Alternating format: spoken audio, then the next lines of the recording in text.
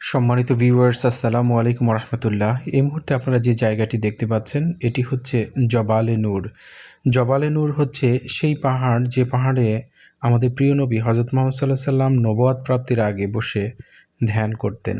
এই পাহাড়ের ঠিক চূড়ায় রয়েছে হেরা গুহা, যেখান থেকে হাজী সাহেবরা এখন নেমে আসছে, আপনারা দেখতে পাচ্ছেন।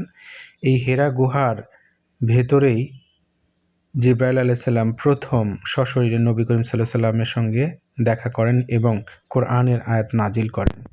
এই জায়গাটি আপনি যদি সুন্দর করে সচক্ষে কাছ থেকে দেখতে চান তাহলে আপনাকে আলাদাভাবে এখানে আসতে হবে, কারণ গ্রুপের সঙ্গে আসলে তারা পাহাড়ের নিচ থেকেই দেখাবে। আপনাকে একদম পাহাড়ে উঠে দেখার সুযোগ থাকে না, কারণ অল্প সময়ের মধ্যে অনেকগুলো স্পট দেখানো হয় গ্রুপের মধ্যে। তো আপনি যখন একা একা আসবেন, আপনি এই পাহাড়ের একদম চূড়ায় উঠে আপনি একেবারে কাছ থেকে সচক্ষে সব কিছু দেখতে পাবেন।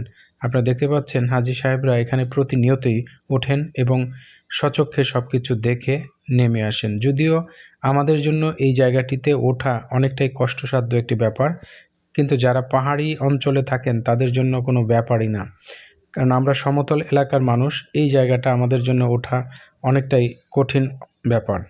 আপনি যদি এখানে আসতে চান অবশ্যই ফজরের নামাজের পর চলে আসবেন। ফজরের নামাজের পর একটু মোটামুটি ঠান্ডা থাকে, এই টাইমে আসাটাই উত্তম।